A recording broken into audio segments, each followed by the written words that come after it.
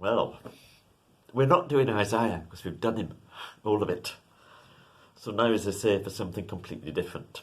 And obviously from the title page in this video, you'll know what it is. We're going to do the book of James. So it's rather shorter than Isaiah, 5 chapters as against 66. And obviously it's New Testament.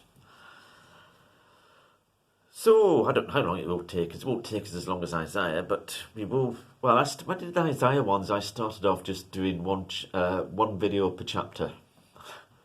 But then towards the end, it came more like 4 videos per chapter.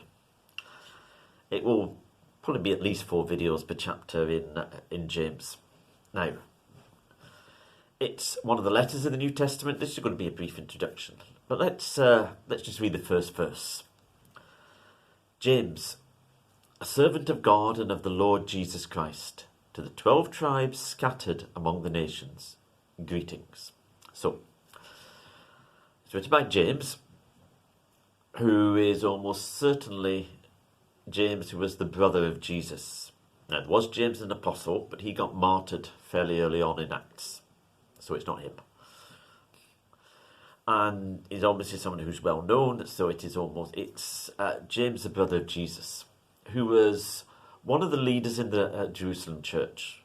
You find him mentioned in Acts chapter 15. Paul mentions him in his, particularly his letter to the Galatians. And the letter was probably written primarily to Jewish Christians, though all of us can learn from it. One of the things is probably, well, not the book is infamous for, but the infamous things about it is that Martin Luther, who started the Reformation in the 1500s, called it a right straw epistle. And you might think, well, he didn't think much of the book.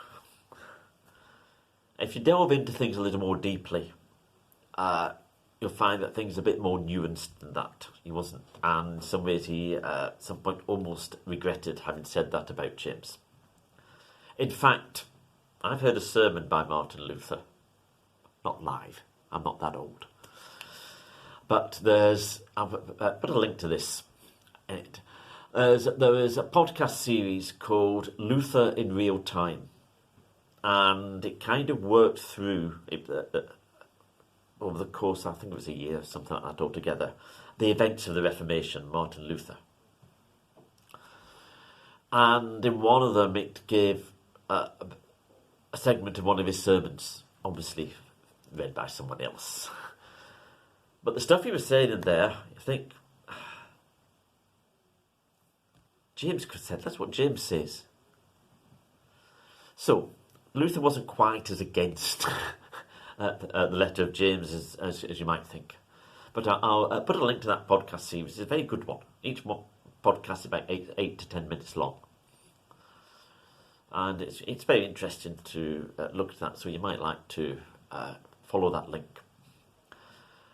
Just one other thing to say about it. There are some people who say that James was opposed to Paul, that they saw things very differently.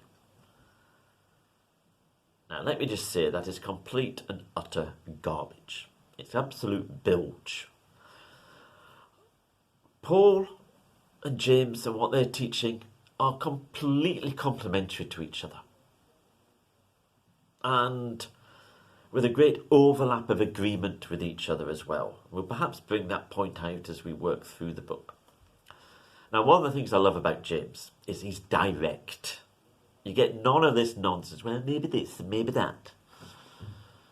And we've got to consider this. We've got to take... Blah, blah. There's no wet Christianity in it. It's wonderfully direct, which is the sort of stuff I like. So, hopefully, that's whetted your appetite. And you'll want to continue listening to these wee videos. And hopefully I'll have something useful to say.